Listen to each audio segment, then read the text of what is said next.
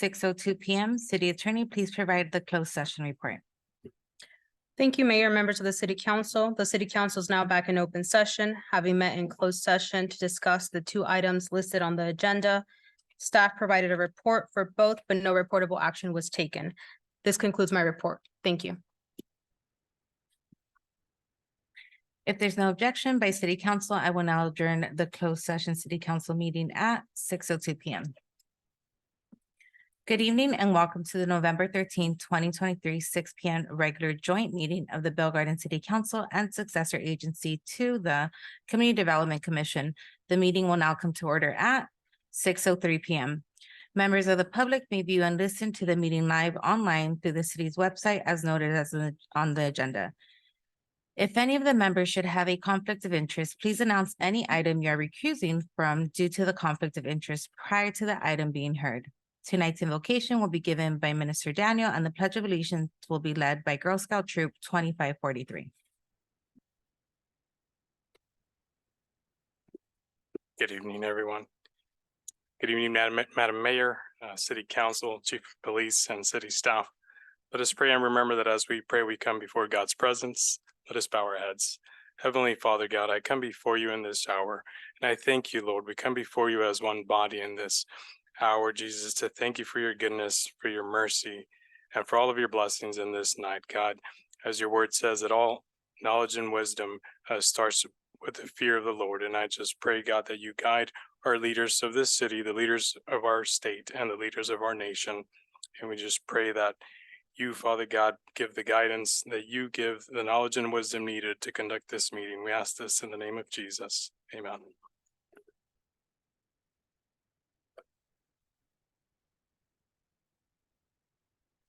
Please stand. Put your right, face the flag. Put your right hand over your heart. Ready, begin.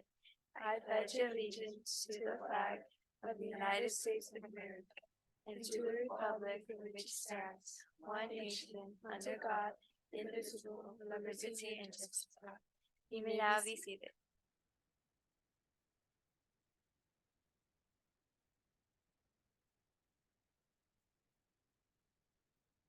City Clerk, please call roll of the members of the City Council and Successor Agency. Yes, thank you. And for the record, Councilmember Pulido arrived at 5:15 p.m. Councilmember Barcena. Present. Councilmember Gomez. Present. Councilmember Pulido. Present. Mayor Pro Tem Chavez. Present. And Mayor Sanchez. Present. We'll now move to the presentation. City Manager, please introduce the presentations. Thank you, Mayor Sanchez. The first and only presentation we have today is to recognize November as National Family Caregivers Month. We have a proclamation that Mayor Pro Tem Chavez will read. Thank you so much for that, City Manager. City of Bell Gardens Proclamation, a proclamation on National Family Caregivers Month.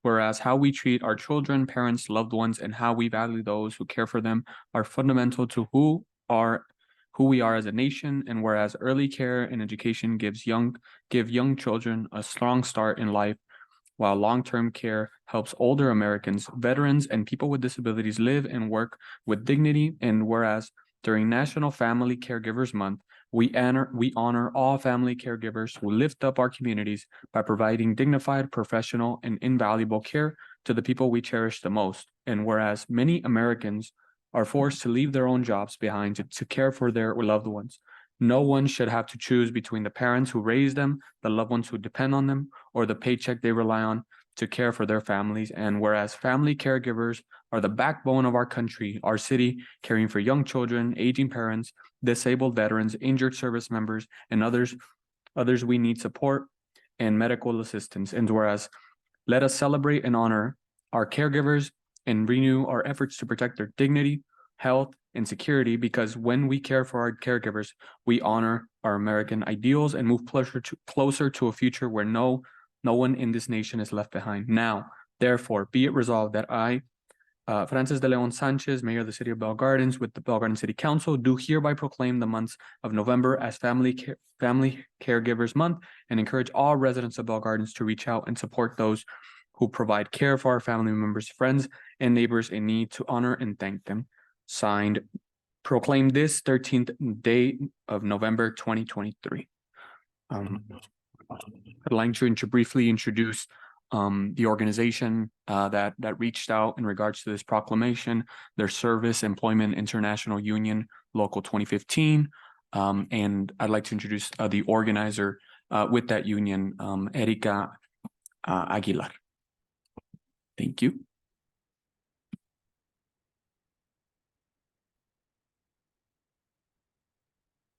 Good evening and thank you, Vice Mayor Jorge and Mayor Francis and the council for the recognition on behalf of SEIU 2015. We represent 400,000 statewide long-term care workers, and I want to present our fellow coworkers fellow home care workers here that reside here in Bell Gardens to come up.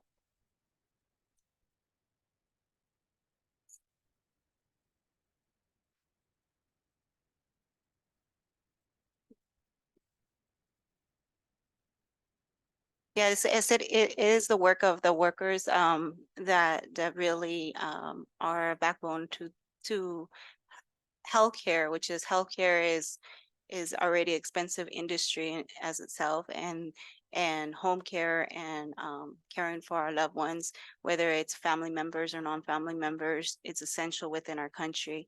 And I just want to give recognition to the daily work that they do as home care workers and healthcare workers. It's emotional work, and also very, it takes everything. Taking care of a loved one, and it's something it's nationally and crosses all cultures. So I want to present Ms. Patricia Bedoya to present some words. Good evening, City Council. My name is Patricia Bedoya, and I am a home care worker, and I take care of my dad. And I've been a resident here in Bell Gardens for more than 27 years. And I'm a proud member of Bell Gardens, and I'm proud of you, Jorge, for everything you've done in the city. And we thank you, and I'm just here to represent SEIU Local 2015 and of course we represent. Thank you. Hi, my name is Maricela Aispuro, and I've been here in the city of Bell Gardens 28 years, and I've been a home worker for 13 years.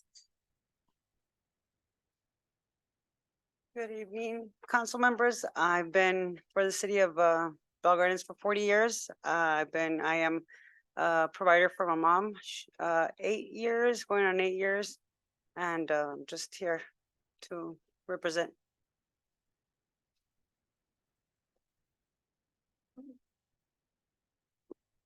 Buenas noches, miembros del concilio, el staff y la comunidad. Good evening. My name is Felipe Reyes. I am a resident of Cudahy, and I take care of my daughter. We're all members of a union. We all take care of other members, not just the people we take care of at home, but also the other members of the union. It's a pleasure to do this work, but unfortunately, sometimes even one's own family doesn't want to do it. What we need is to get the attention of the legislators. So I'm going to repeat, it is a lot of work, a lot of care, a lot of compassion, but when we're paid, they really don't see us as for the work that we actually do. It's very difficult, and it's important to us that the legislators actually notice us, pay attention to us, not just do proclamations for Family Caregivers Week or month, but to actually recognize what we do. some words before they come up to the front. Good evening, buenas tardes. I really do want to commend you for the work that you do. It is not easy work. It can certainly be better paid work. And the compassion that you have to have is it's you have to really have endless compassion for the people that you work for. And it's not, a lot of times it isn't your family members. A lot of times it's people that you don't know, but they become family to you after taking care of them for so long. So thank you so much. And I do definitely agree with you that this is a really undervalued and underpaid skill that you have. And I encourage everyone to reach out to their legislators and to support a living, a dignified wage for the work that you do.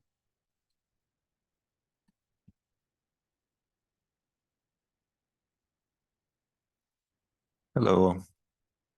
I want to really thank you for what you do for our residents. You know, there are many cultures out there, and they all believe in different beings that protect them, like angels. And when I see you here, you're like a real life angel, because you take care of people that can't take care of themselves, and even better, you're part of their own family. So you're setting the example for our families, for our communities, and even an example for us elected officials. I feel I look up to you, I admire you, and more importantly, I thank you, and I acknowledge that we need to do better.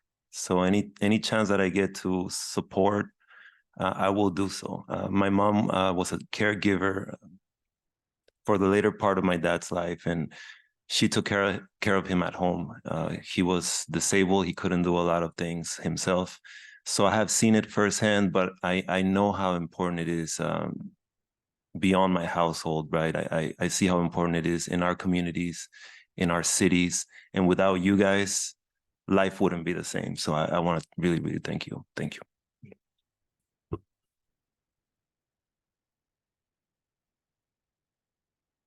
Good evening. Thank you for being here and sharing how long you've either been a resident or how long you've been a caretaker. I know that that's a very difficult job, but it's also a job of servitude. And so you being selfish and giving of yourself to care for somebody else is very commendable. So thank you so much. So again, I'd like to echo the sentiments of my colleagues on this. Really appreciate all the work that you do, the commitment to our community, the amount of patience that it takes to work with a lot of the folks that you guys are caring for, the relationship you build, taking them to the grocery store, providing them with their meds. Some of them have doctor visits, multiple doctor visits in a day, in a week or so. It's all essential work. And as a son of someone who caretook two and couple of individuals already here within the community, definitely does not go unseen, your work to our community and our residents. So again, a pleasure to be here to share this National Family Caregivers Month. And always remember that this proclamation right here, at least for the coming years, will continue to support this. So again, appreciate every single one of you. And if possible, I'd like to invite you to the front so we can take our picture. Thank you.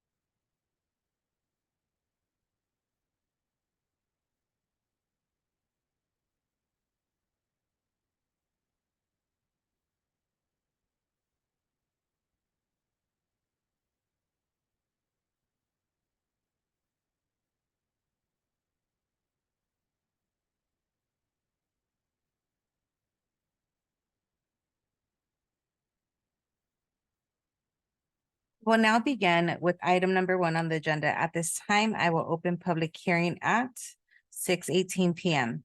City Manager, will you please introduce this item? Thank you, Mayor Sanchez. This public hearing is for a resolution of the City Council to establish a new rental registration fee for rental units. This is pursuant to the Rent Stabilization and Tenant Eviction Protections Ordinance that has been adopted by the council about a year ago. With that, I will turn it over to our Community Development Director, Gus Romo, to go through a presentation. Thank you, Mayor. Thank you, Mr. City Manager, Honorable Mayor, members of the City Council. I have a brief presentation for you here.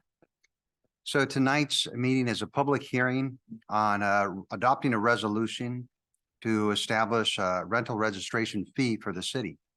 If you recall, about a month and a half ago, we had a cost study in front of you. And this cost study was the result of the actual ordinance being adopted and becoming effective in October of 2022. So based on that cost study, we went forward and identified 2 different options for coming up with a fee for rental registry. So as I indicated, on October 12th of 2022, that's when our ordinance became effective. That ordinance called out for a rental registration program so that everyone that has rental units in the city of Bell Gardens can go ahead and register them with all the information that we need, all the tenant information and so forth, and pay a fee, an annual fee per unit. In order to identify what that fee is going to be, a cost study or a nexus study had to be done to be able to say, what is the cost of putting this together? Also, how many staff members do we need and so forth? So the ordinance itself requires this registry. So it's something that we need to do to be in compliance with the city's ordinance. A rental registry fee will fund the cost to implement the entire ordinance. And again, that includes staffing. And I need to note too, the ordinance also allows landlords to pass on half of the registry fee to tenants at their discretion. They don't have to, but again, the ordinance does allow for it.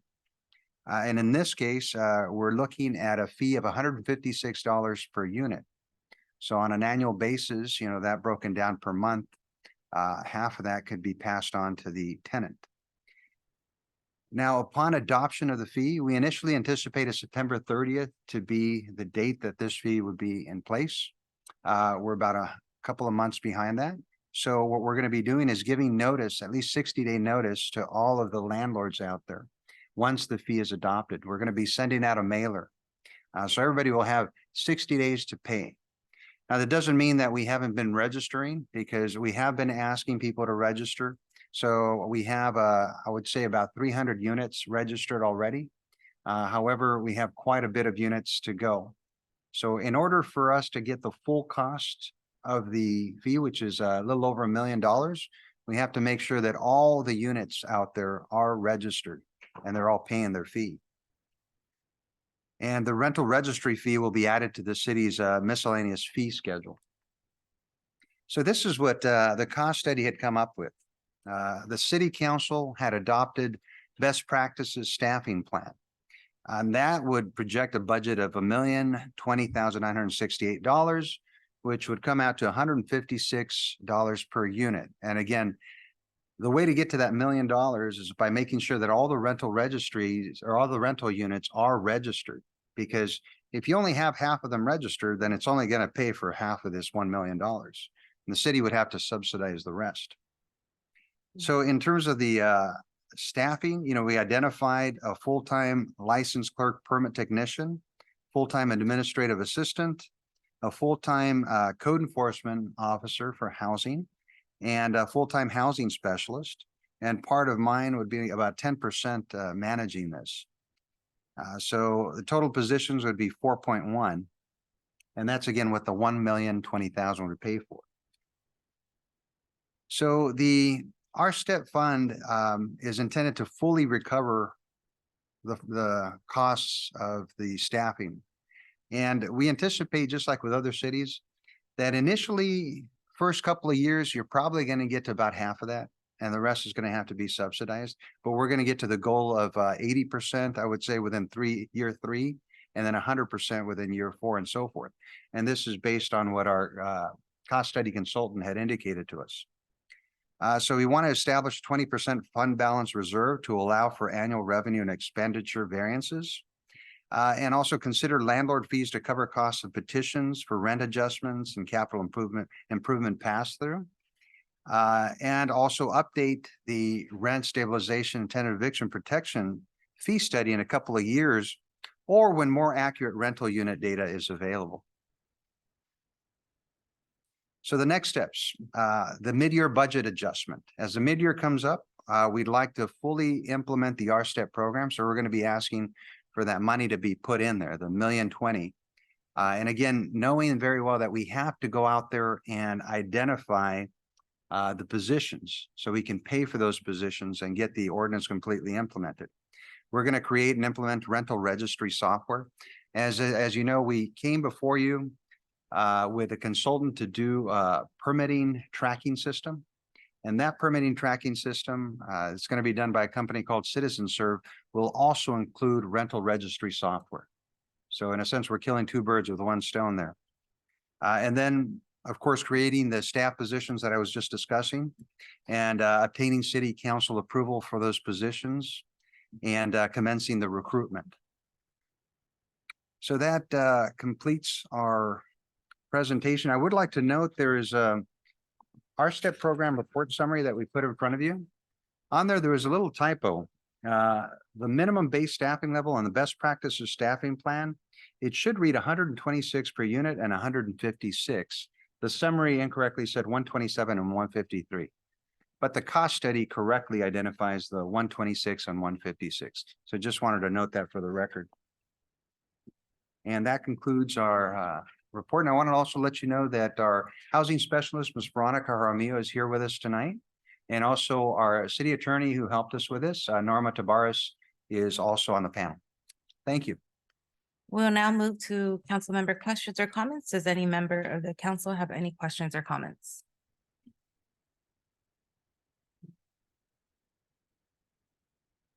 I have a question. So you said that there's going to be notices sent out to landlords that they would have to pay in 60 days, right? Because we're behind on this, and that renters or the landlords are able to offset the cost by 50% to renters, correct? That's correct. Okay.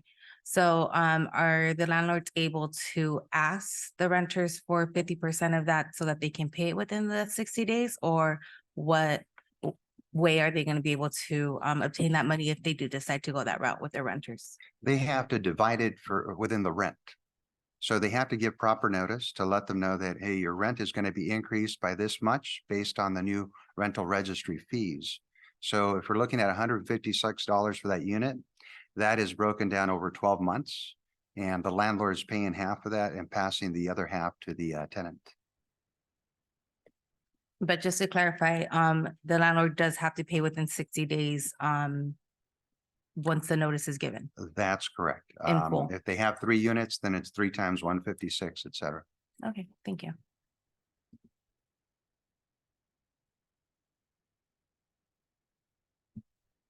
So assuming that a landlord has more than 2, 3, 4, 5 units, let's say they have 10 units, they still have that same 60-day timeline to pay. That's a significant amount of money. I'm wondering if there is any option for landlords to pay in installments if they're not able to pay the full amount. I don't know. I'm just curious. Well, the ordinance itself has been out for more than a year now, and they've understood that this was coming. We've given notice, we've asked them to register. So most of these landlords, they're going to know that there's going to be a fee coming up. So for a whole year, they haven't had this fee. And I understand what you're saying. There is some flexibility that we could have in terms of paying for that. But at the end of the day, it is going to be due and payable within that time frame. I can also pass this on to our city attorney, see if she has any comments on that. Norma, do you feel that we have some flexibility in terms of collecting the fee?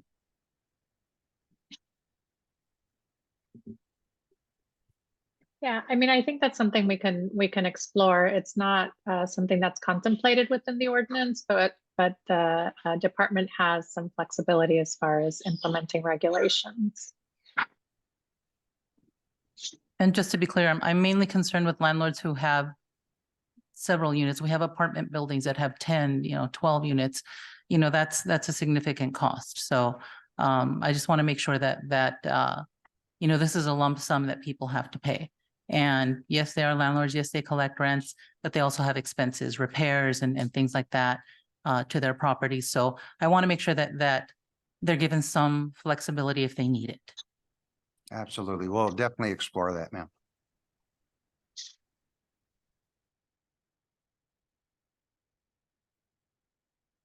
I believe I brought this question up, but just for clarity, will it's about the fee. Let me gather my thoughts once again. How do I ask this?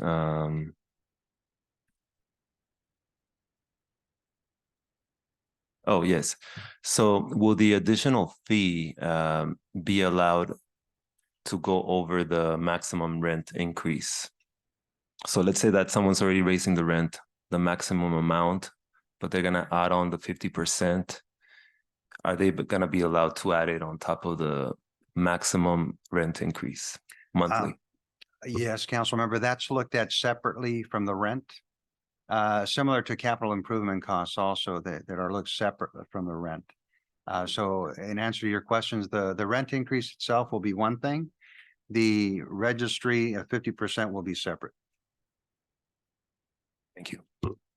And Gus, I wonder if it helps for the council. I think we recently determined what the limit is, the rental increase limit in Bell Gardens is for the current year. If you could explain that to council.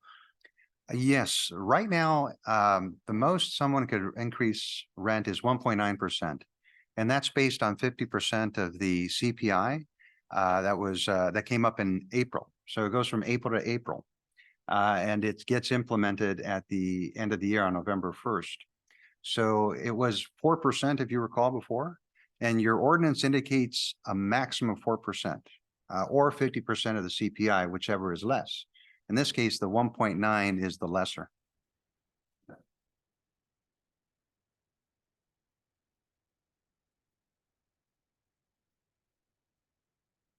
Thank you so much for your presentation, Gus. Quick question. I'm really enjoying the discussion we're having around the flexibility. How much flexibility can we provide? And then also in terms of dates, right? Because I know we're looking at a 60-day timeline. Is that with the intention that we make a decision by tonight, right? Would it start 6 days from today? Or how is that looking like? It would be 60 days from receiving notice. So the idea is if you approve it tonight, then we go back to the office tomorrow and start preparing the letters to be sent out. So by the end of the week, they would be sent out. And then 60 days from the date of that letter, they would go ahead and be required to pay. Understood. And then finally, is there any sort of legalities around flexibility at all? Maybe that could be a normal question, but I know she indicated that there's nothing in the language in the ordinance itself, but I just want to make sure. Well, there's nothing I would say that is like unpermitted or illegal about giving some flexibility. The only thing to keep in mind is that we want to prevent the city from having to subsidize. We want the whole $1 million, in other words, to be covered. And we know it's going to take some time to get there. Like we were saying, probably going to be at 50% to 80% and so forth. But the sooner we get those fees paid, the sooner we'll get to that point. What sort of methods have been used to register these units in terms of outreach? Has it been done through online? People have to, they get a letter in the mail and then they come in person. Just to ensure that we're getting the most capacity when it comes to meeting that number.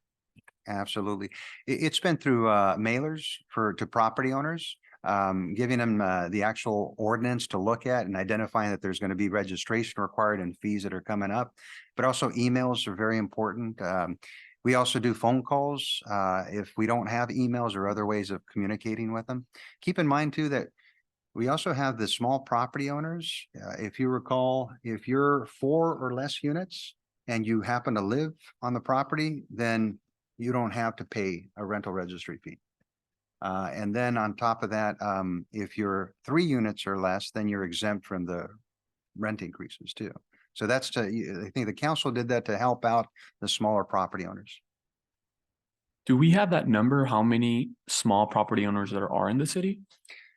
We do, sir. I remember we provided it back then. I don't have it at hand right now. Okay, no worries. Thank you.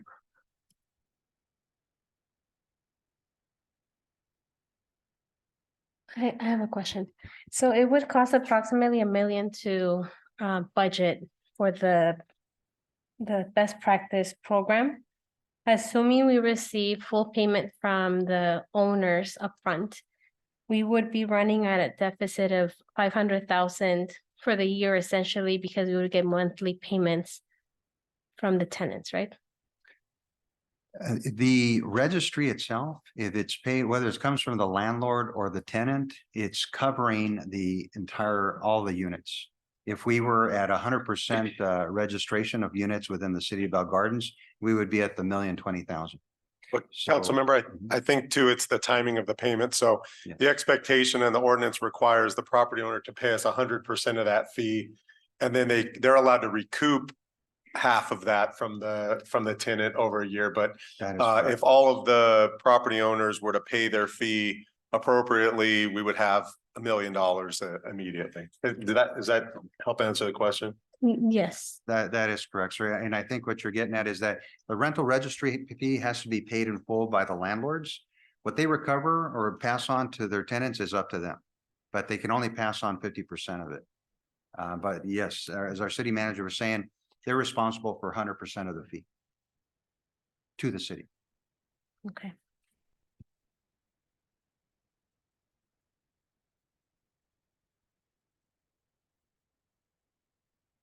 Thank you. We'll now open public comments for this item. City Clerk, please announce the instructions for public participation. Thank you, Mayor. Members of the public will now have an opportunity to speak on public hearing item number 1 as listed on the agenda. Please state your name for the record before addressing your comments. Each speaker is limited to 3 minutes. Callers wishing to make a comment may do so at this time by dialing *9 from your phone, and when instructed, dial *6 to unmute yourself. Individuals joining us through Zoom may request to make a comment by using the raise hand feature and select the unmute or microphone icon when instructed. We will first hear from speakers that are in person, and we did not receive any written communication. Bruce A. Crow.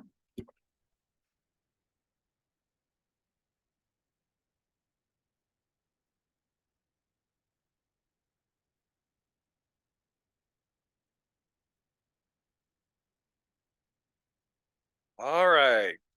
Hate to bust the socialist bubble here, but you have absolutely no business getting involved with a homeowner and a tenant renter of theirs.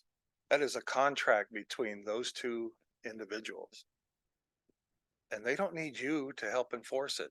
Now, you've got other talk of flexibility and things of that nature. My clock hasn't started yet. Keep me updated. What if the renters decide to not pay? Gonna evict them? I don't think you should. What if the homeowner decides to not pay? You gonna take their property? I don't think you should. I mean, some landlords are jerks, there's no doubt about it. Some are great. Some tenants are jerks, and some tenants are great. But you have to develop a plan, an overall plan, to get people of those 85% of renters into an idea of owning their own property. You have 85% renters in this city. That is not a formula for success. It has to be about 50-50. And you have to give people a chance to move into a place and then move up. And that's what you have when you have 50-50. In this situation, you don't have that. You are telling the renters that they're gonna have to depend on you because you're gonna protect them against the evil landlords. But then you want to act like you're being flexible and saying, well, if you have 4 units, you don't have to pay anything. So you're just gonna punitively punish the big landowner. That's all you're doing. It doesn't work unless everybody has to pay, and we don't live in that type of country. You have freedom here and liberty to do what you want with your own property. You can own your own property, you can buy your own property, you can rent some of your property out, but you take the risk. The tenant may tear your place apart because they don't own anything and they don't care. And then you got landlords that won't improve any situation for a tenant because they don't care either. You just live in the squalor that I provide for you, and that's it. And then they're going to have to look to the city council, who has no idea how to run anything. All you're doing is expanding the bureaucracy here, and it's a big government grab. That's all it is, for $1 million. That's all it is. You have no business running any of these people's lives.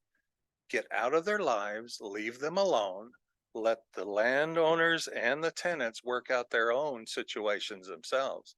That is the best way to do it. Otherwise, we're going to have to live in a situation like North Korea or the Soviet Union or Venezuela. We don't want that here.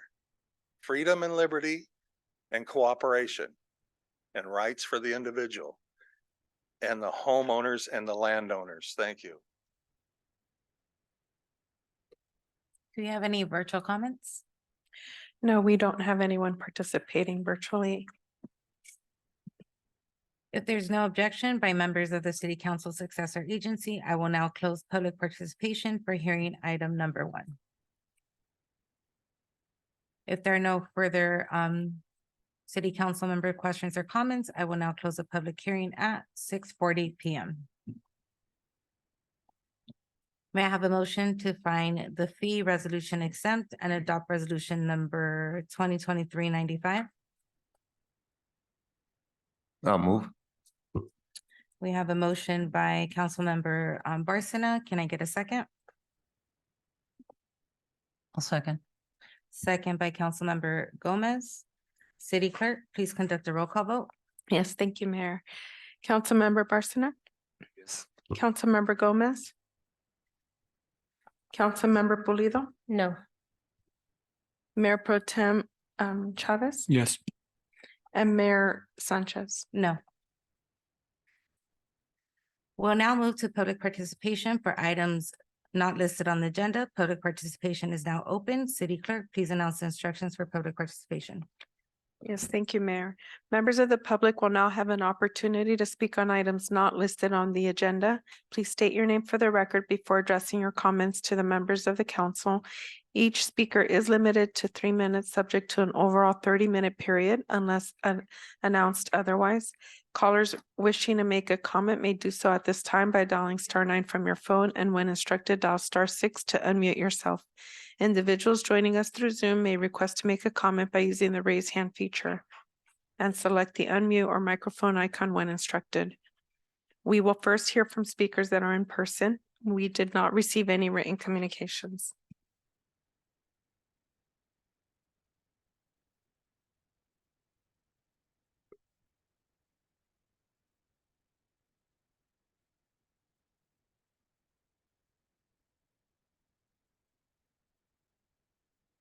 Bruce A. Crow.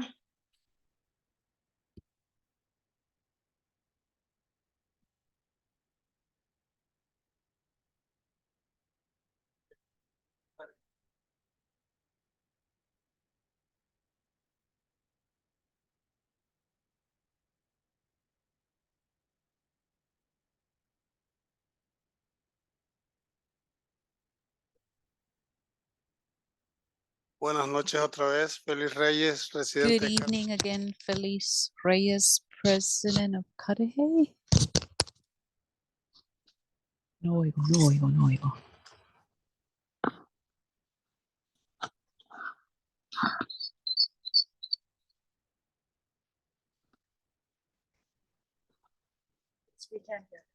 No se oye, disculpen, señores, es que, oh, I'm sorry, we're not unable to hear this comment in Spanish at this time.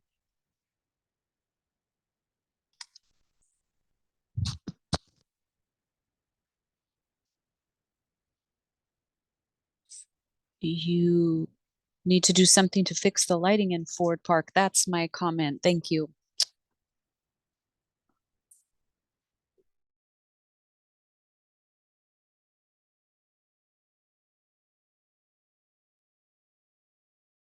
Okay, non-agenda, a couple of things. The caregivers, you can't begin to appreciate what they go through. Yeah, it's noble taking care of a family member, and that's still tough, depending on what issues are involved. The real problem for them, and they get absolutely no help with, is when they have to go and ask for another person to take care of that they don't know. And there are people out there that take advantage of them like you can't imagine and mistreat them like crap. They think they're their slaves, and they're not. These are human beings. They're trying to do a good job, and they don't get any help when it comes to non-family members. They don't get any help from the governor or anybody in the state. So you can't appreciate enough what they do in those situations. Second, the water. Water's a big issue. We have an issue of Alex and Luis Rojas are going to start their trial. They've gotten extensions till January for embezzling, bribery, tons of money, 18 counts against them. One was the general manager of the Central Basin Municipal Water District. They have, we think they're going to get 6 years in prison for what they've done. However, they have some friends around, and we know now that there is an attorney either here or in Downey that they have hired as a consultant to be the fixer between them and George Gascon. And we don't know exactly who it is. It may be Miss Vasquez. It may be our prosecuting attorney in Downey. It may be our new city attorney in Downey, but we'll find out. We can get their 700 forms or their 460 forms, and we'll find out. But there's a lot of underhanded stuff going on with this water, and they're not telling you how polluted and contaminated our water is, especially in Downey. We have 19 wells that are contaminated, and it's going to cost $90 million to clean it up. The issue is the EPA can't trust our city council to do the right thing with the money. So they have to hire an outside nonprofit to come in and take care of this issue. I'm not a big fan of nonprofits, but that's what has to be done because councils cannot be trusted. And that's why you guys are being recalled. You residents don't trust you. Do we have any virtual callers? No, we do not have anyone virtually attending. If there's no objection by members of the city council, successor agency, I will now close public participation for non-agenda items. Public participation is now open for items listed on the city council successor agency joint agendas. City clerk, please announce the instructions for public participation. Yes, thank you, Mayor. Members of the public will now have an opportunity to speak on items listed on the agenda. Please state your name for the record. Each speaker is limited to 3 minutes. Callers wishing to make a comment may do so at this time by dialing *9 from your phone, and when instructed, dial *6 to unmute yourself. Individuals joining us through Zoom may request to make a comment by using the raise hand feature and select unmute or the microphone icon when instructed. We will begin to hear from the members of the public that are physically present in the council chamber, and we did not receive any written communications. Bruce Acro.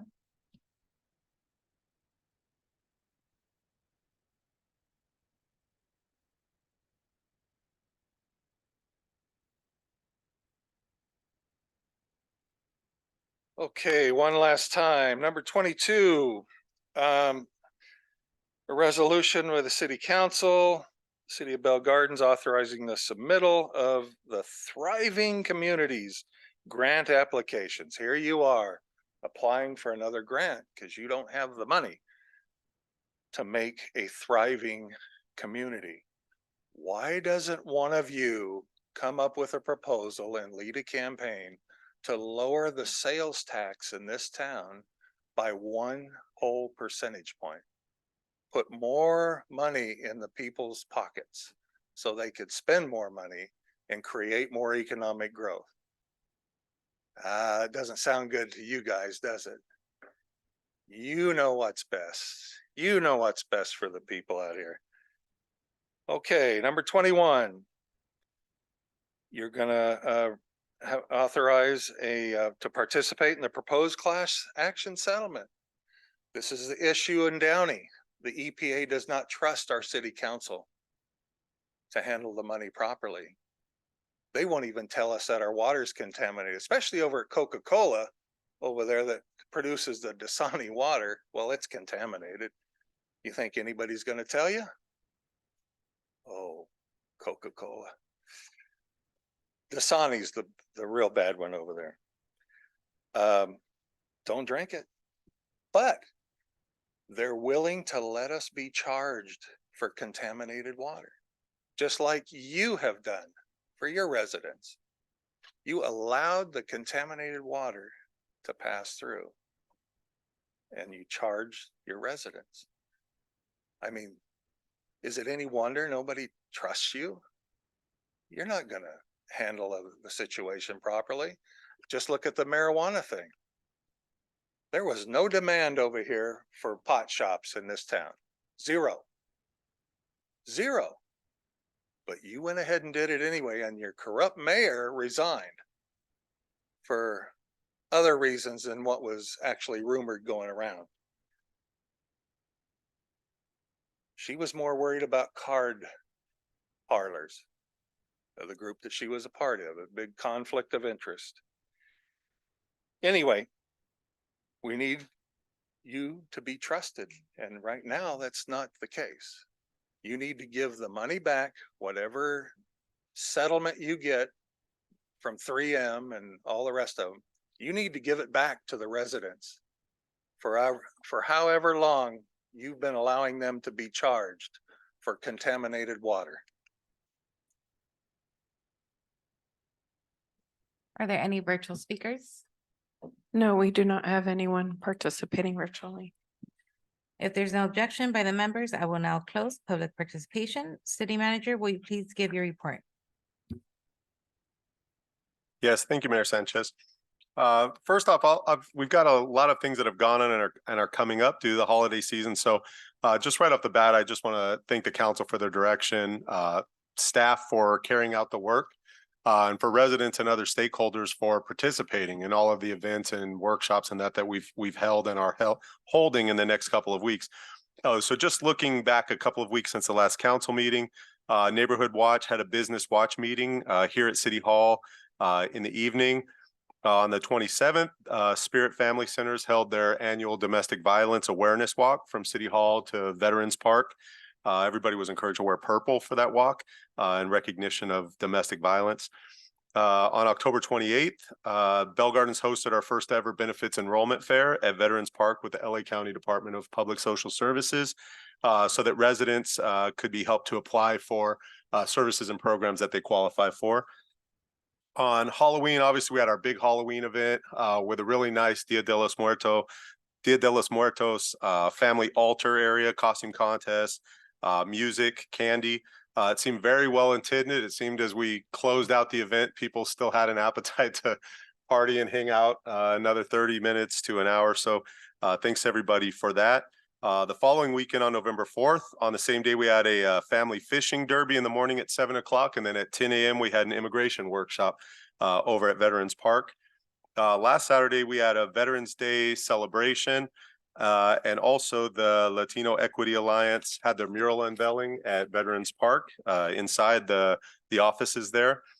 On coming up, this Thursday, November 16th, at Veterans Park, Neighborhood Watch is hosting a meeting at 8:30 a.m. with a CPR demonstration that'll be in Spanish. So I think that would be good for potentially family members that have dropped kids off at school, can go over to the park and see the fire department do a demonstration of CPR that could save somebody's life. November 21st, we've got our rent stabilization workshop for the property owners at 4 p.m. here at City Hall. The following day, we have our workshop for tenants at 4 p.m. at City Hall. And then coming up as we get closer to our next council meeting on November 30th, we'll have our Christmas tree lighting ceremony. So this year, we're going to have the big tree at Veterans Park. This way, it's more safe for families that are enjoying that large tree to take pictures during the holiday season without having to potentially be put in peril with the traffic here on Garfield. We will still have a good sized tree out here at City Hall, but the main tree and the tree lighting and hot chocolate and event will occur at Veterans Park this year. And then coming up already less than a month from now, on Saturday, December 9th, is the Winter Wonderland and Holiday Parade. So there are a lot of things that have been going on. I'd like to just, again, thank staff for the work, but particularly like to thank the Recreation Community Services Department. A lot of these events have been flowing through them. In addition, as always, to our Public Works Department, our Police Department, our Community Development Department, and again, for the residents for participating and the council for giving us the direction to do these things. The last thing I'd just like to say, Mayor, is on this agenda. So we've got 25 to 27 items on this agenda. Staff has been really busy at work, carrying out all of the policies and requests that the council has given us, throughout the year. And if you look through the agenda, I don't think there's anything that some resident has an interest in. So if I just mention some of the very things that are included in here, interpretation services, as some of us are here using today, renewal of our city website at a very low cost compared to what other people are paying. Grant applications for thriving communities, for community resiliency areas, for future disasters. We're soliciting bids for the actual construction of the aquatic center. So our anticipation is we would bring a contract to council at the first meeting in January, so we can hire a firm that actually will bring the equipment and do the demolition and do the work on the aquatic center. So that's a big deal. We've got a stormwater improvement project at Veterans Park at the city yard that's included in this consent agenda, as well as slurry sealing of our streets. We've also got on the discussion items, the naming of the mobile app, and last but not least, a first-time no-cost spay and neuter program for residents that's run directly by the city and would potentially be subsidized by the city as well. So just a closeout, just thank you to the mayor, thank you to the council for the opportunity for staff to really get in there and do all of this varied work. Thank you. Thank you. We'll now move to consent calendar. Item number 10 will be tabled to be at the December 11th, 2023 meeting. Does any member of the council, successor agency wish to pull an item for separate discussion? Hearing none, I will now call for a motion to approve item numbers 2 through 22 with the exception of item number 10 of the consent calendar. So move. Have a motion by Councilmember Barsina. Can I get a second? One second. I have a second by Councilmember Gomez. City Clerk, please conduct a roll call vote. Yes, thank you, Mayor. Members of the council and successor agency, Barsina, Yes. Councilmember Gomez, Yes. Councilmember Pulido, Yes. Mayor Pro Tem Chavez. Yes. And Mayor Sanchez. Yes. City Manager, will you please announce discussion item 23? Yes.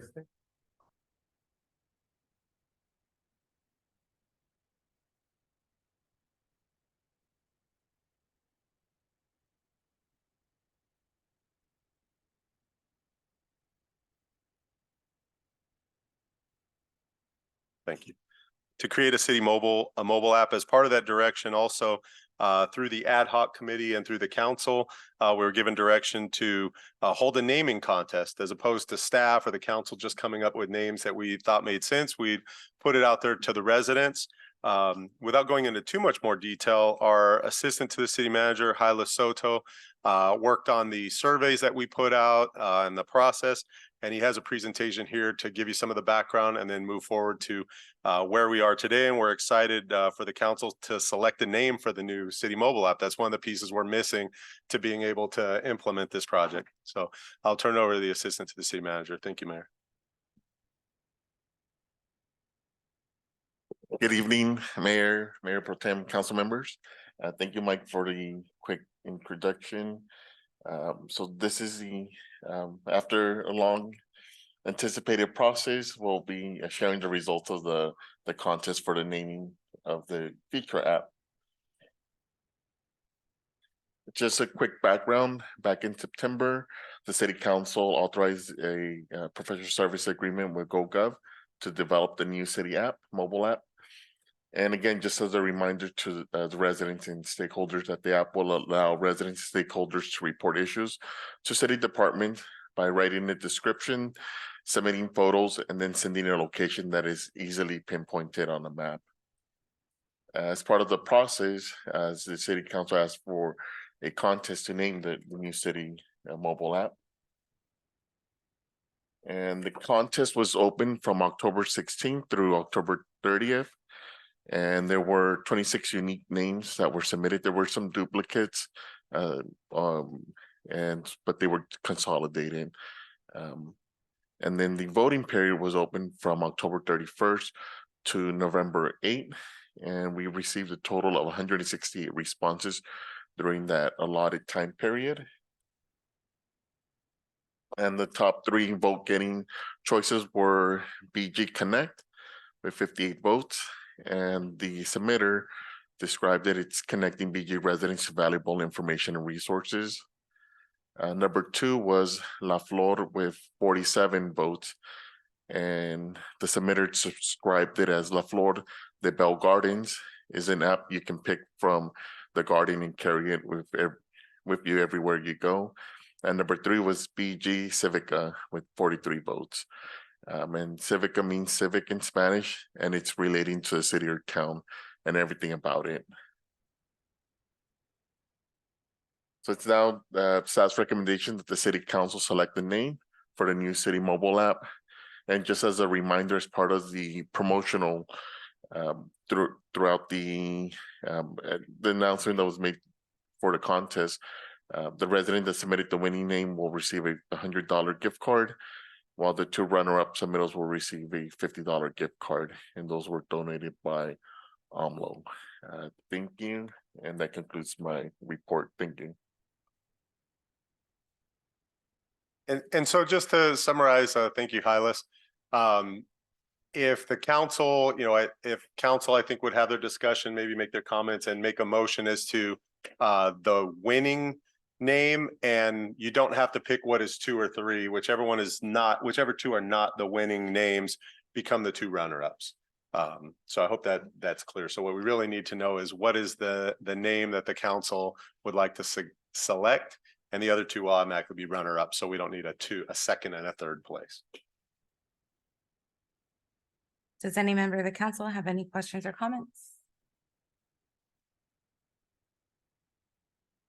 I do have a comment. I just want to thank the mayor for supporting this contest and doing such a great job at promoting it. I think I saw quite a few posts of that she posted. So I'm glad that we got 160 something people participating. Yeah. Any other comments or questions? I'd like to also add thank you to staff. I saw some of the banners put around the parks as well, kind of advertising the app. It's really great to see that information is being dispersed in multiple ways. So glad to see the folks that responded and were active, and glad to see I saw the full list of names. We had quite a few very different names, but I think the three choices provided were pretty good choices as well. Thank you. I want to go ahead and thank staff. I know this is something that has been brought up in the past about doing an app, but finally being able to have the support of the city council and the staff to really move this forward and making it implemented and becoming a reality now here in our city is great to hear. All the participants as well that submitted a name. And so with that, I'd like to make a motion to select BG Connect as the name for our app. Can I get a second? Second. Motion made by Mayor Sanchez, second by Mayor Pro Tem Chavez. City Clerk, can you please conduct a roll call vote? Yes, thank you, Mayor. Councilmember Barsina, Yes. Councilmember Gomez, Yes. Councilmember Pulido, Yes. Mayor Pro Tem Chavez, Yes. and Mayor Sanchez. Yes. City Manager, will you please announce discussion item 24? Mayor, if it's okay with the mayor, if I could allow the assistant to the city manager to announce the name of the winning resident and also the runner-up. Either were able to join us tonight due to work constraints and things of that nature, but we'll make sure that the gift cards get to them. And oh, maybe we have one here actually. I'll let Hylas take it away. Go ahead, Hylas. Thank you, Mike. So the BG Connect was submitted by Alexander Gill, and I believe he is here in the audience. So thank you for being to be present at the council. Since you're meeting. present, do you mind if we take a picture with you since you were able to name our app? All right, and we'll present. Yeah, awesome. And we'll present you with the gift card as well.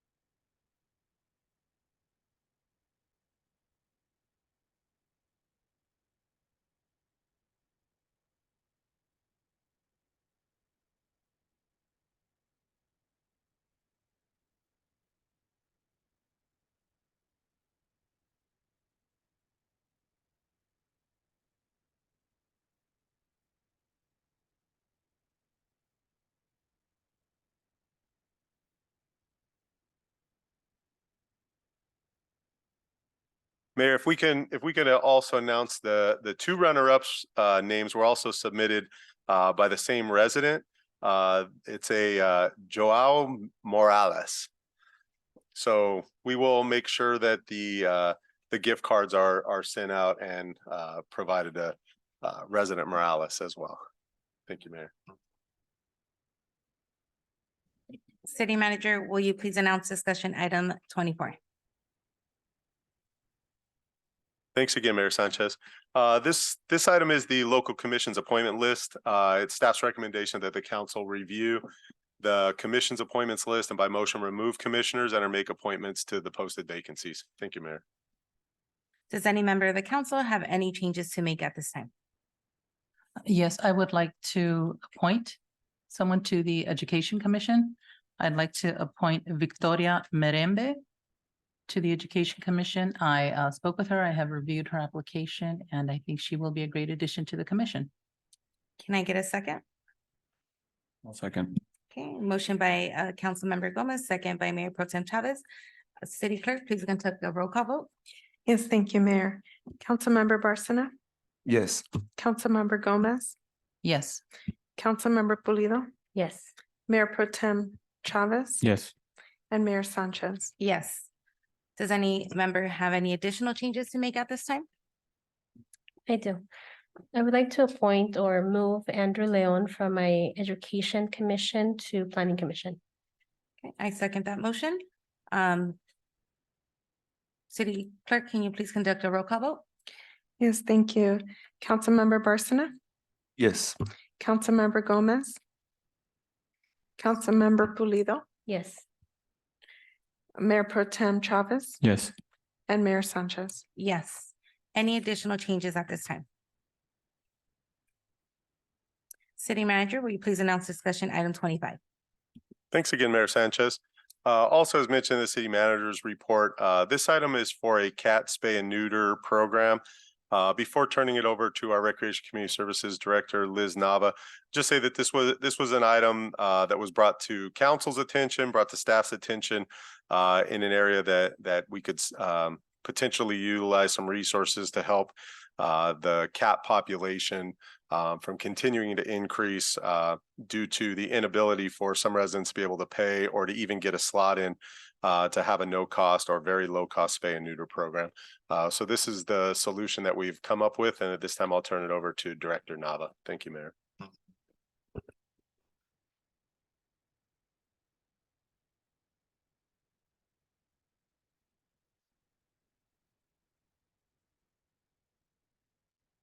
Thank you, Mr. O'Kelly. Good evening, Mayor and members of the City Council. I have a very brief presentation to share with you the cat and spay neuter program. Oh yeah, I'm okay, thank you.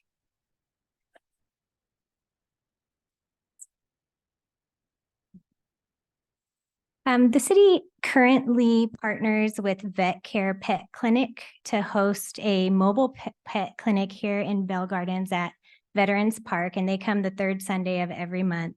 They offer a mobile low-cost pet vaccines, physical exams, flea control, diagnostic testing, and other services on site. They do not, however, do on-site spay and neutering, but they do have a referral program where they will refer residents to a hospital in Garden Grove for low-cost spay and neuter. However, the current wait list for that referral is approximately 6 months. Some cat-owning residents had expressed their concerns regarding the long wait times to get into the low-cost spay and neuter clinic, and also the distance to drive to Garden Grove for their spay and neuter of their cats. And so the Recreation and Community Services staff are proposing to host our own cat spay and neuter program here for Bell Gardens residents. The program will provide income eligible residents with $150 to go towards the spay or neuter of a cat with a limit of 2 cats per household. The program will be done annually per fiscal year until funds expire. However, if funds do expire, we can always come back to council to seek approval for additional funding should council desire to do so. There will be an application process done through the Community Family Services Center, and eligible residents will receive a letter of approval that they can take to the vet clinic to have their spay or neuter done for their cat. And then the vet clinic will bill the city, and the city will pay the clinic on a monthly basis. There are 3 hospitals who've agreed to participate in this program.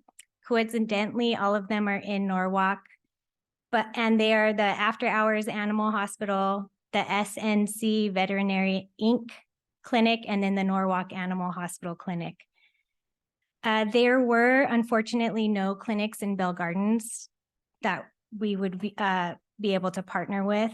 We did reach out to some surrounding clinics in closer cities. However, unfortunately, they received poor ratings. And so we decided to reach out a little bit further into the city of Norwalk, where these 3 hospitals are already currently doing a similar program with the city of Norwalk. So they're very willing and very familiar. And they all have acceptable ratings for our residents. So the suggested dollar amount for this program would be $20,000 per fiscal year. That comes out to about 130 cats a year to be spayed or neutered. And like I said before, the plan would be for the funds to renew every fiscal year. However, a budget appropriation from the general fund would need to be made. So this program will address the concerns that the residents have expressed regarding the ability to get low cost and quality spay and neuter for their cats in a timely and cost-effective manner. So staff recommends, excuse the long recommendation, but I'm going to read it officially, to adopt a resolution establishing a cat spay and neuter program and authorize the city manager to execute professional services agreements subject to city attorney approval as to form with contractors and to appropriate $20,000 per fiscal year for the cat spay and neuter program. And that concludes my report. I'm available to answer any questions. Does any member of the council have any questions or comments? Yes. So, yes, we need cat spay neuter programs. What about dogs? Liz, before you even answer, I think there's some statistical information that kind of helps explain some of it that we were talking about earlier. So cats apparently reproduce at 3 times the rate of dogs. So cats can have 5 litters per year. So in the 6 months that they wait, they can have as many as 12 kittens. So we tried to address it. It seemed that there was an acute problem with cats, primarily based on their ability to reproduce. I think we saw 2 cats in 7 years could produce 420,000 cats, as compared to dogs. So that was the reason we focused on cats from a cost perspective and also from trying to fix the acute problem. Any additional questions or comments? Yeah, I wanted to inquire about SIACA, and I should know this because I'm on the board there, but do you know how much it is for the spay and neuter for the cats? No, I apologize, Councilman Barcina. I don't know the number off the top of my head. SIACA does offer discounted spay and neuter as well for Bell Gardens residents. I believe they also have a pretty lengthy wait list as well, but I can get the exact dollar amount for you. I'm only asking because I know they offer what's called low cost, but I don't know what that cost is. And my question would be if it's lower cost than the 150, would that make a difference to the council? You know, Councilmember Barson, I think if I understand correctly, I think the wait was even longer, up to 12 months with the SIACA program. And I also think it was approximately $150 as well for the SIACA's program. They would pay up to $150. But I think our issue there was just the ineffectiveness. In 12 months, it would be 20 cats. So they do offer it. It is more impacted, I believe, on a monthly basis, I think by double than the vet care program. And I also believe it was $150, 150, 175, somewhere in that range. I know the issue is wait time, right? So at these clinics in Norwalk, is there a wait list? What's the wait time? Do we know? So they take their clients on a first come, first served basis. One of the hospitals, the SNC, is actually spay and neuter only. So they only allow those types of operations, so they're able to get more in.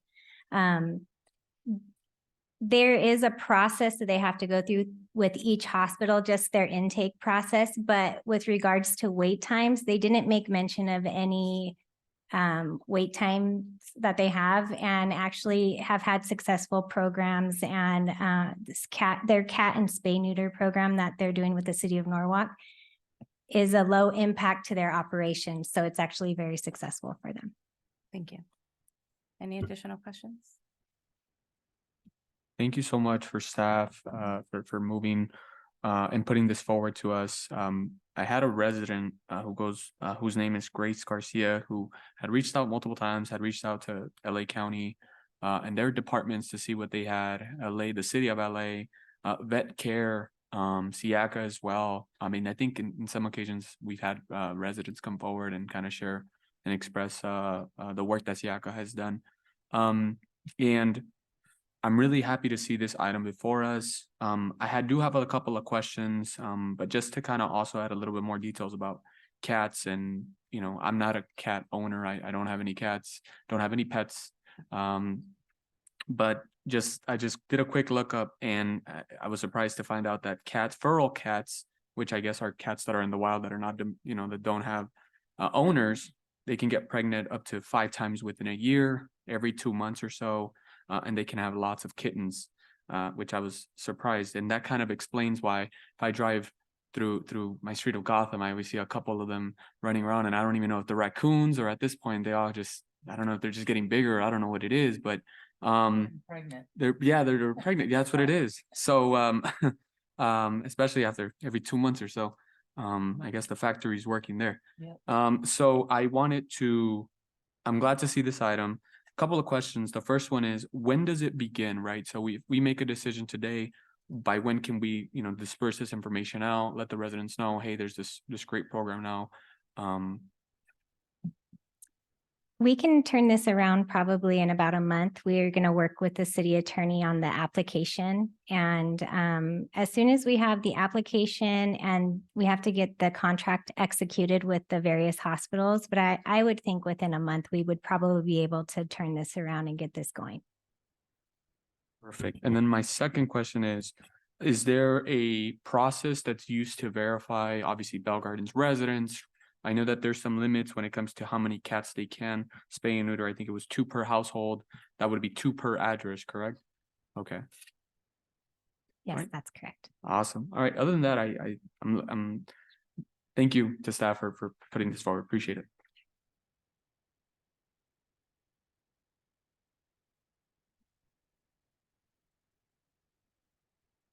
I make a motion to adopt resolution number 2023-109 and appropriate funds towards the spray and neuter program. May I get a second?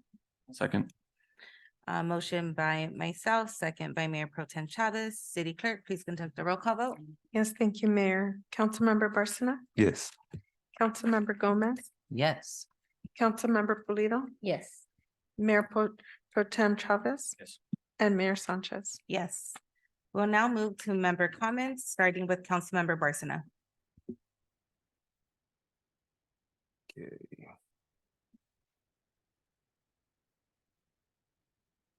Thank you, Madam Mayor. I want to thank staff for all the work that they do as usual, but in particular with this agenda, as our city manager mentioned, this may be the biggest agenda since his job here, and probably our time too. So good job, Mike, and good job, staff and city clerk also. I also want to take this opportunity to thank basically all of the directors. There's been a little bit more work than usual lately, whether it's resident complaints or maybe working on a program that we're currently developing, and whether it's a construction in the alleys that's going on right now, or other issues relating to housing and our tenants. I really feel like you guys are doing a great job, and I want to thank you and let you know that I appreciate what you do. And I also want to thank you for your patience, because I know how much patience all this requires, and don't think for a second that I'm not conscious of that, because I really truly am. And that goes for Mike too. Thank you, Mike, for everything that you do. And I'm glad to see a lot of business getting done here in the city. That's all for me. Thank you. Councilmember Gomez. Yes, as well, I would like to thank staff for all of the work that you do. The Veterans Day event was so beautiful. That was a really lovely event. The work that was done on the mural is beautiful as well. I also want to thank you for the work that you do to really take residents' concerns into consideration, to work hard to find resolutions for them. To make sure that everyone is happy and that everyone is getting the things done that they need to get done. And so I appreciate your hard work on that. I know it isn't always easy, but thank you for taking their concerns into consideration. and for making things work. Also, in light of the fact that it is National Caregiver Month, I want to remind everyone that the In-Home Supportive Services Program with Los Angeles County Department of Social Services, that is open for people who are aged, blind, and disabled, or disabled. And as long as they are eligible for Medi-Cal, they can apply for the In-Home Supportive Services Program. What In-Home Supportive Services does is that it allows people to stay in their home as opposed to having to move into a residential facility to have their needs met. They are allowed to stay in their homes, to live with dignity, and to be cared for by either a family member. The family member does receive a salary for that. If they do not have a family member that can take care of them, they can always reach out to the Personal Assistance Care Registry Personal Assistance Services Council. Let me correct myself. And the number for Personal Assistance Services Council is 818-206-7000. So I do recommend that anyone who is in need, if you have a family member that needs care at home, you're not able to provide that, maybe you have a full-time job, but you need someone to take care of your loved one, please consider the IHSS program for them. And also, I do want to echo the comment that was made by one of our residents regarding the lighting at Ford Park. You know, with going back to standard time now, the days are getting darker at 5 o'clock, 5:30, it starts to get dark. A lot of people are coming home from work at that time. They want to get their walk on, they want to get out and do some exercise at Ford Park, and it's really dark. The lights there are not all functioning properly. It is adjacent to the riverbed, so the more lighting we have there, I think the more it discourages people from engaging in activities that we don't want them to engage in at the park. And it also makes it safer for people to walk around. The new walking path that was recently opened across from the sports complex there, I mean, that's great. You can walk all the way around, but there are a lot of people there, so it isn't always convenient. There are a lot of cars there. I walked through there myself. There are a lot of cars, there's a lot of traffic, you have a lot of spectators there. So it isn't the most ideal spot to walk in. So if we can get some of that lighting up at Ford Park, that would be wonderful. And I think the residents would appreciate it so they can get their mobility and walkability on. Okay, thank you. Madam Mayor, if I may, I just remembered something due to the parks comment, but it's sort of a question for the director. Is there lighting improvements scheduled with, are there lighting improvements scheduled with the grant that is lined up? I know we're building a new playground there. Is there any lighting that's going to go into that?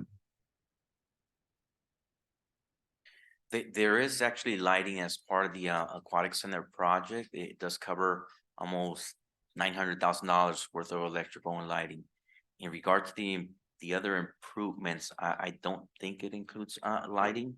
There was an assessment done for lighting improvements, so we would just need to find an allocation for grant funding or other sources for that.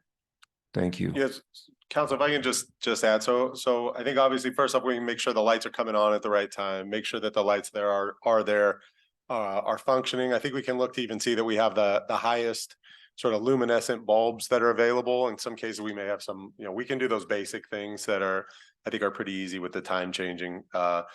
And then we had deferred additional lighting like we'd installed at Veterans Park a couple of years ago. If you notice, Veterans Park at night is really lit up because of the Aquatic Center project. That obviously got slowed down through COVID and all of that. So we can redouble our efforts, look at the Aquatic Center as we're putting out bids for the construction to see what lighting improvements do we have in that, and we can possibly pull those out of that project and run them as a separate project in the meantime. But I think this is something that, as you mentioned, Councilmember, and the rest of council, it's important, and it is dark over there, and we do want people out using the park and getting exercise. So we can redouble the effort on this. Thank you. And then one last one. I know that you guys are going to be looking into writing a new grant made with assistance of a nonprofit organization. But I wanted to follow up. I don't know if this is the same grant, but it was just brought to my attention that there is a grant by the California Department of Parks and Recreation. It's an outdoor equity grants program. Is that the one that they're helping you guys with? No, I No. think that's, the other one's an urban greening. Oh, okay, program, okay. so Well, different. this one here, the deadline's in December 14th, and it's a $50 million grant. So if it's already on your radar, good job. If it's not, I would like to maybe look into it. Thank you. Councilmember Pulido, No comments from me. Mayor Pro Tem Chavez. Thank you so much, everybody, for a productive meeting. First off, I'd like to thank staff for an incredible Halloween event and Dia de los Muertos exhibit we had. As always, every year it continually gets better, and I just really appreciate all the work that staff has done to make it these events very successful. I think for me, growing up in the community, having gone to those parks, it's really great to see that we're having these programs, having these events here locally, right? One of the big messages that I always like to focus with the community is we don't have to go to the west side. We don't have to go to OC, to the Orange County. We don't have to go to Beverly Hills to get these programs. We have them right here in our own backyard, walking distance for a lot of the times from your home. So I just again want to thank our Department of Recreation and Community Services, our Public Works for always stepping it up, our PD for always keeping us safe out there. So just again, all departments for the amazing work that you continually do. Also, I recall there was also the fishing derby. So great. I'm always glad to see that we partner up with the California Department of Fish and Wildlife, and I'm glad to see that event also come up again. There was also the Spirit Family Services dinner we attended last week. I think me and Mayor Sanchez, along with Councilwoman Gomez. It was a great turnout. Community kept on coming in and out. I think at one point we were being servers and waiter and waitresses giving out food. So, I mean, it was great. We had a great time. There was some little dancing at the end. So, again, just to appreciate the partnership that our city of Bell Gardens has with Spirit Family Services and the continued service that they provide to our community. Also, this last weekend, it was Veterans Day. So we had a great Veterans Day attendance right here at our Veterans Park. We had an amazing speaker share their experience having been in the Navy, serving during Vietnam. And also, again, shout out to our very own city manager, who is also himself a veteran. So appreciate the service that he has done to our country. Then finally, I know that we're having Thanksgiving week coming up. So just want to mention that our Assemblywoman Blanca Pacheco will be having a turkey giveaway next week on Tuesday from Downey High School from 12 to 2. So I don't know if maybe staff has already had that on the radar, but I know I've been starting to get messages already from families reaching out about turkey. So I think a great opportunity to partner up. And then finally, just want to wish everybody a happy Thanksgiving week. I don't believe we'll be meeting that time, but we'll be meeting again in December. So happy Thanksgiving week, everybody. And then also happy following day, Native American Heritage Day. So appreciate that. Thank you so much, everybody. Thank you to staff. I just want to echo everything that my colleagues have said. You know, we have a lot coming up, especially it being the closing of the year with all the holidays and the different events. And I know this agenda was relatively long and all of you worked really hard on it. I also want to thank all the residents who continuously show up to our events, right? This is the reason why we put on these events is for the residents. So continue showing up to the events, and thank you also to everyone that submitted a name. And I'm glad that we finally got to decide on the name for the app, which is going to be BG Connect. And I want to wish everybody a happy Thanksgiving as well. Have a great night. If there's no objection by the members, I will now adjourn the City Council Successor Agency Joint Meeting at 7:32 p.m.